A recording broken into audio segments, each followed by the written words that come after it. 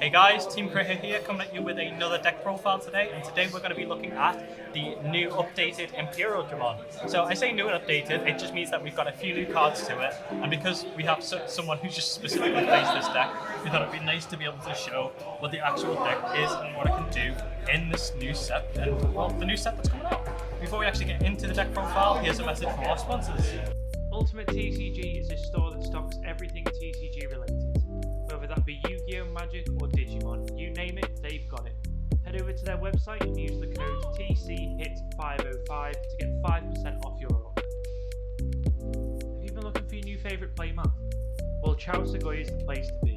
Whether it be customised playmats, memory tokens or anything else, they have everything you will need to play the game and more.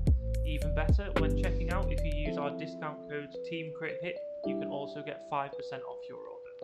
Okay, so let's get straight into it. So we'll start it with looking at our babies.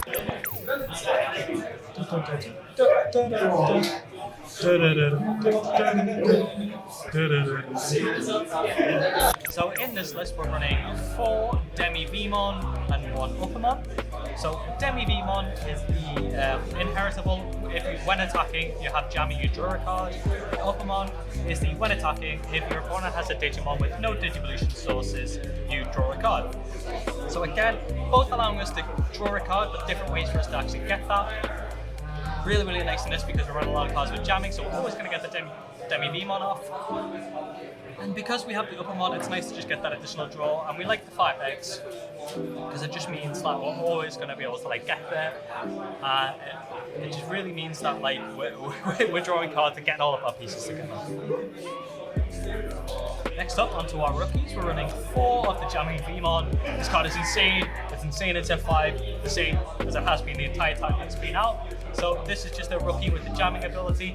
Because Imperialdramon can stand your cards with jamming, it means that you get multiple attacks off with this, and there are a lot of really cool plays with this Vmon in the deck. Next up, we have another version of Vmon. This is the inheritable Vmon of draw a card when this becomes unsuspended. Again, because Imperialdramon unsuspends, this will trigger and allow you to draw more cards, and if you're missing anything like your Hammer Sparks, it means that you have more chance of being able to actually draw into them. Really, really nice. Next up, we're running Gabumon, so we're running 2 of this Gabumon. The Gabumon is really, really nice. It has the on-play effect of trigger draw 1. Pretty darn necessary again, drawing cards, because this is more of a combo-based deck. It's very important and helps you just have different options, because especially in Set 5, there's a lot of things that you're going to have to try and deal with this deck. Next up, and as well as we do in a lot of our lists, we're running the Elecmon and the Gomon 2-cost rookies. So these are still fantastic, and even better now because we actually managed to gain their 1-cost blockers in champion form. So being able to hard play one of these, go into a champion, and then into an ultimate from that alone is nice. It means you don't have to rely on your raising area. So we're running 6.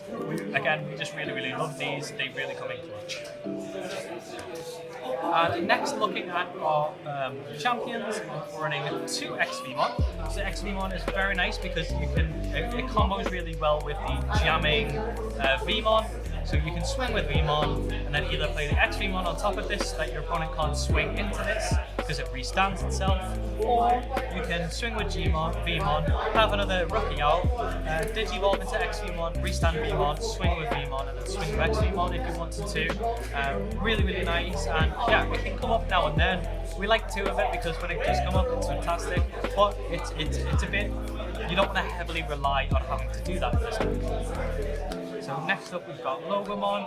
Logomon came out in BT4, and this card has definitely been a key card in this deck to make sure that you can actually grab some wins. So this is Logomon. It just has the when you may Digivolve this card on top of one of your blue tamers as if the tamer were a level 3 Digimon. This is really nice because you can actually steal some games with this because your opponent's set up for what you have, or thinking, oh, the Imperialdramon, there's 3 attacks, and then you Logomon anyway, and then there's a 4th attack there, and that means that you're swinging for games. So it's really, really nice. And what else is nice about this actually is because it's a tamer and there's not a lot of tamer removal, like your opponent has no way to actually stop you from going into another one. So that's really, really nice, really nice. You definitely need to be careful of when you do that though, as you don't want to waste your tamers.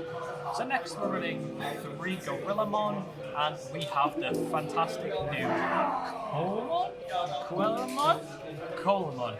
I know I'm going to get absolutely blitzed by the editor again. So Gorillamon is just the same one that's been running a lot. It's nice to have a 6k one that is a 1 Digimon cost. It's pretty self-explanatory.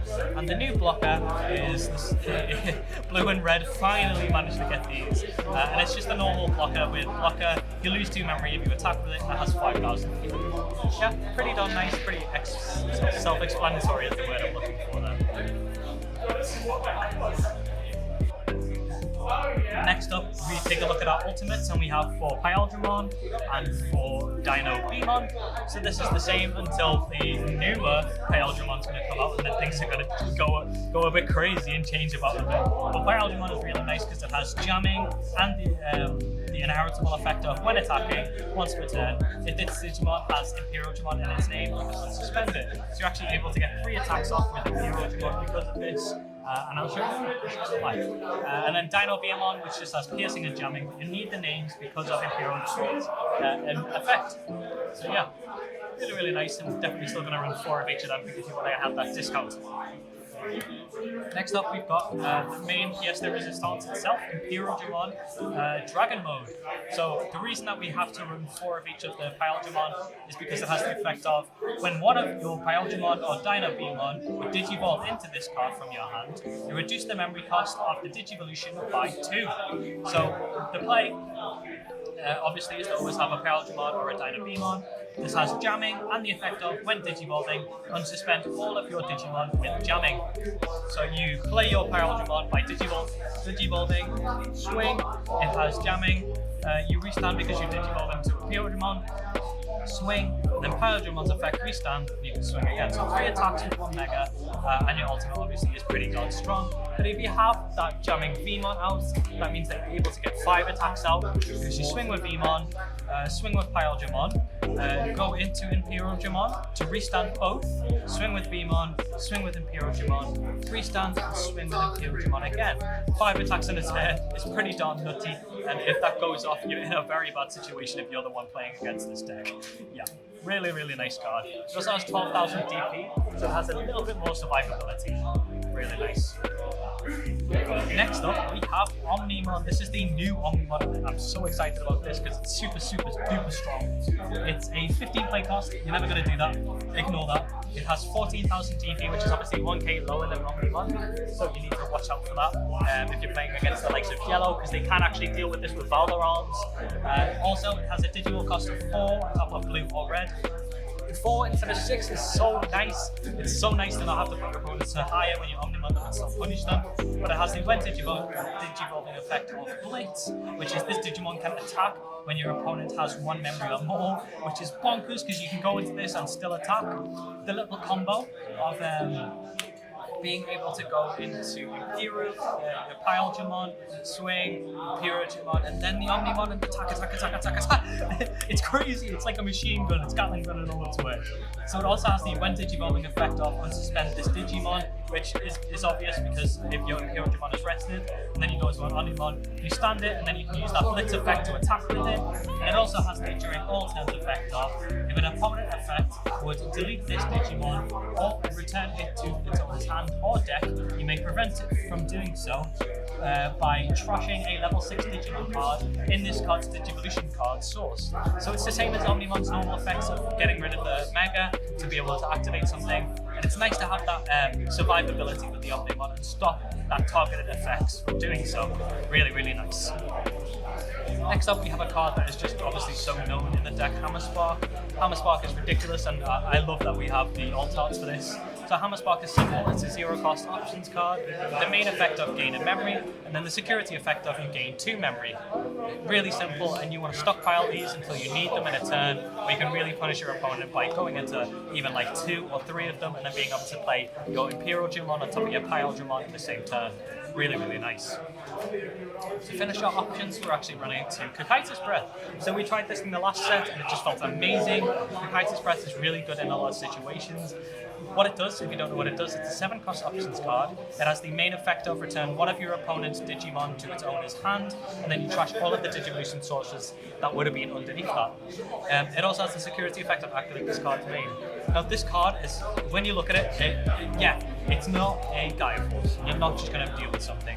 But what this is good for is if you're watching how your opponent's playing. If your opponent's missing, for example, an ultimate, and they finally go into their Mega because they had one ultimate, then you can Kai's Breath it back. That means they're going to have to build up the full stack again. And if they're missing pieces, that can really cost them the game and put you ahead, which is what you want to be doing in this deck.